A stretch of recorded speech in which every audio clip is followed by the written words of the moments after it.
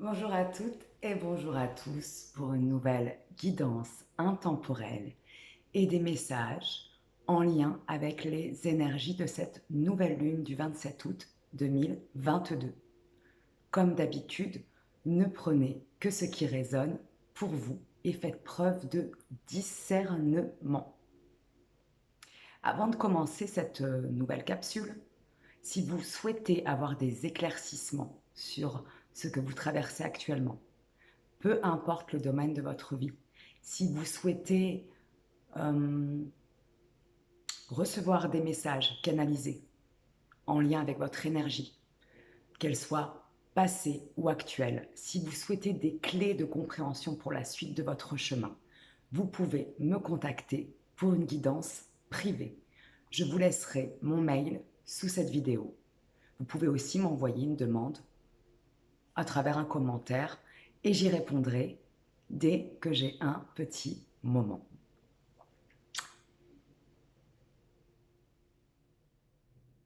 Le message principal en lien avec cette nouvelle lune du 27 août, c'est il est temps de reprendre son pouvoir.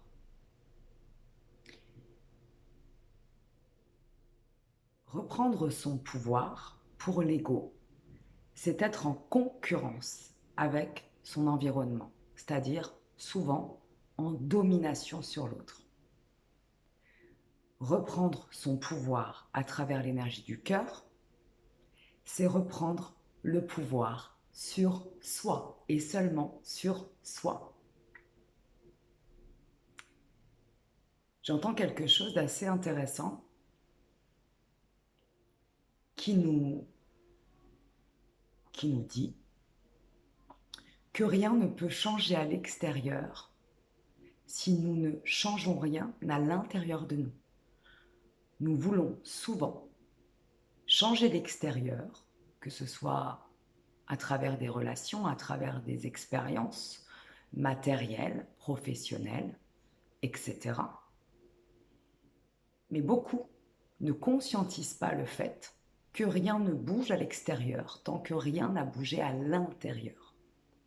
Ce que nous vibrons, et ça je l'ai déjà souvent exprimé lors des guidances et des messages transmis auparavant, ce que nous vibrons attire à l'extérieur l'énergie qui vibre en miroir, là où les personnes qui vibrent sur la même fréquence, les expériences qui vibrent sur la même fréquence à laquelle nous vibrons, c'est-à-dire que lorsque nous rencontrons des expériences douloureuses, elles nous montrent seulement là où nous en sommes dans le moment présent et quel type de vibration nous avons, c'est-à-dire souvent des vibrations de souffrance, de douleur, de blessure, des vibrations dites basses.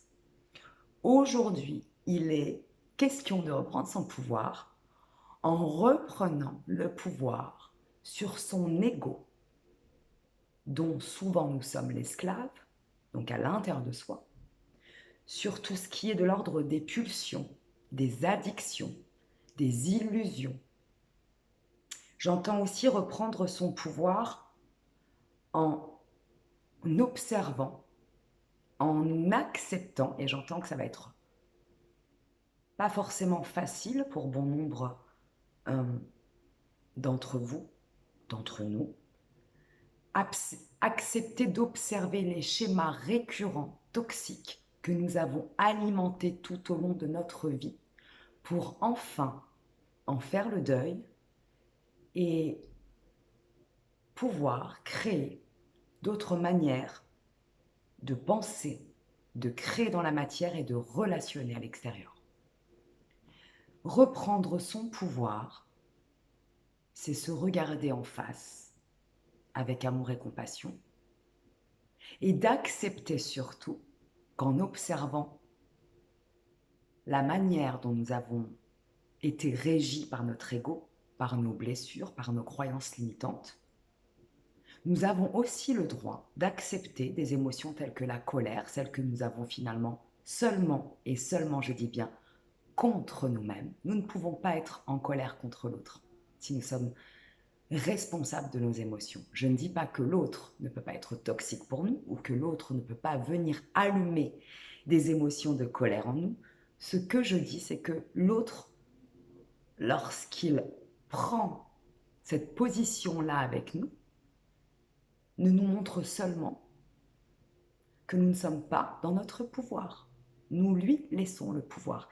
Et souvent, lorsque nous sommes en colère contre l'autre dans des expériences dites toxiques ou négatives ou douloureuses, lorsqu'enfin nous nous regardons en face, nous nous rendons compte qu'en ayant perdu notre propre pouvoir personnel, en l'ayant laissé de manière très inconsciente à l'autre, pour pouvoir faire ce deuil-là, nous sommes obligés en quelque sorte de repasser par la colère envers soi-même.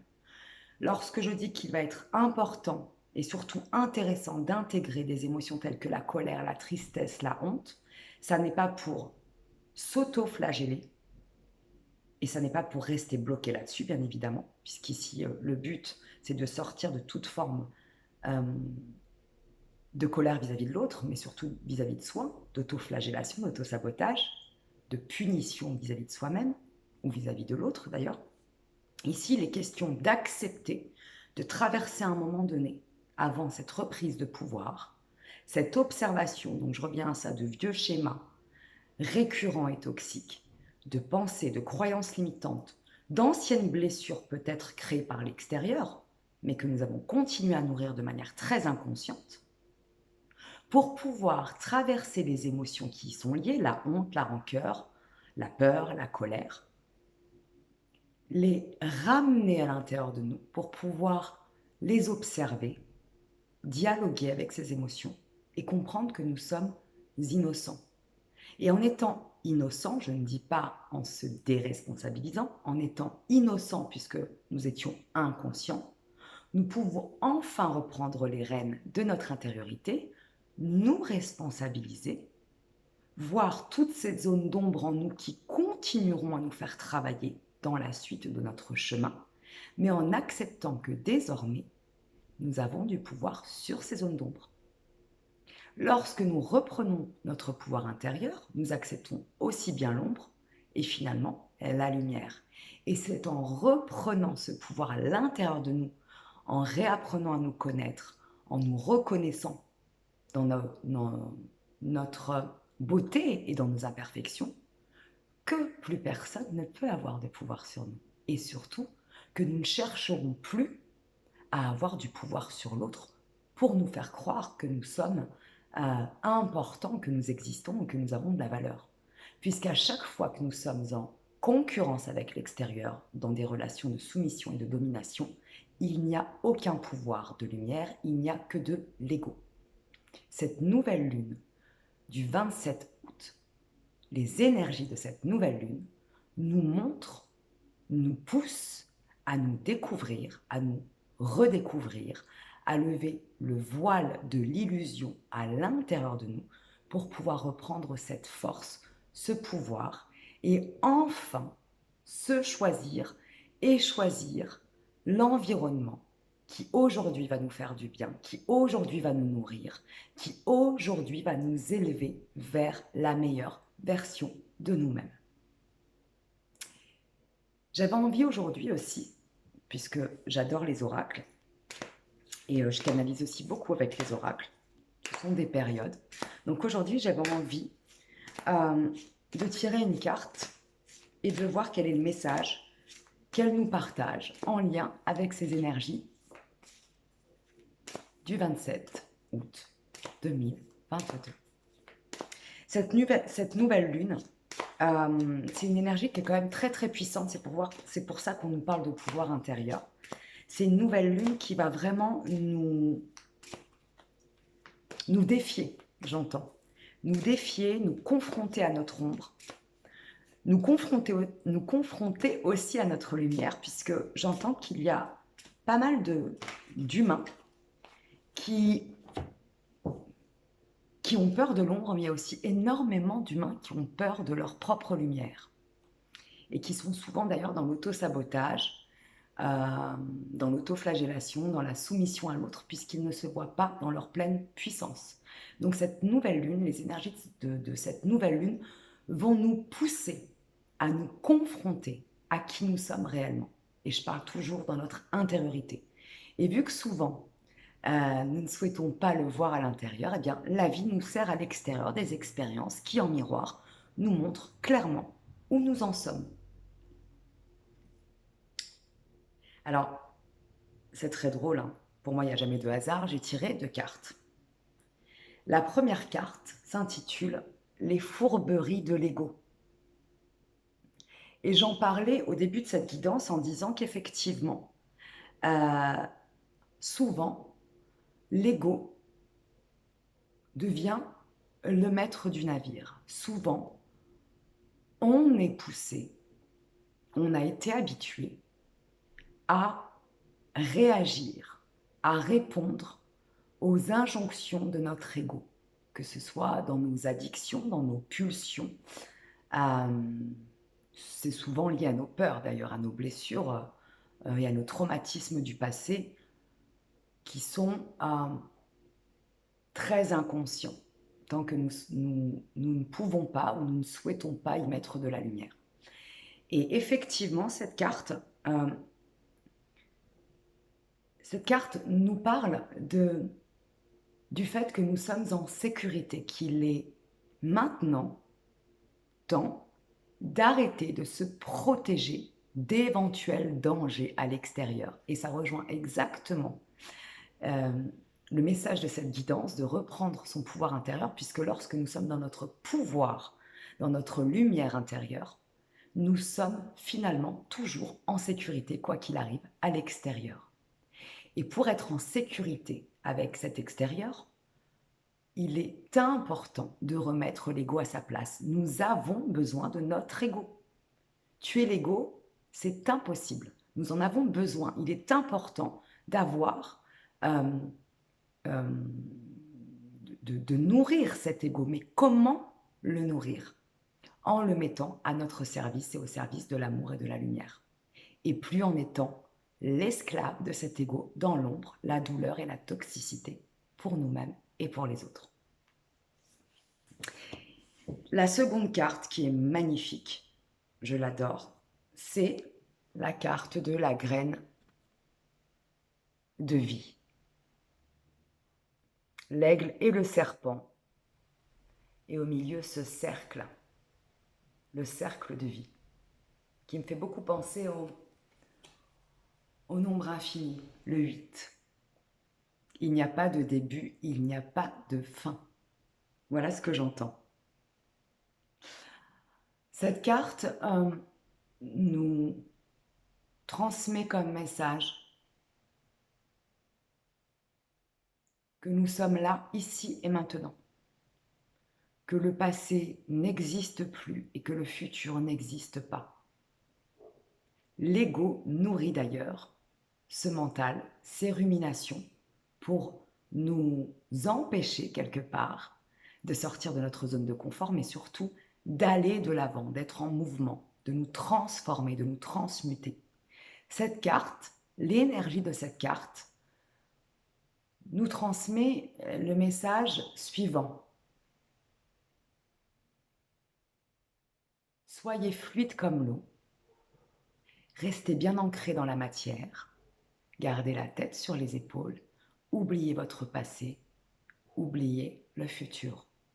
Tout ce qui est là est la seule expérience véritable qui existe ici et maintenant. Un dernier message qui m'est venu aussi juste avant cette guidance.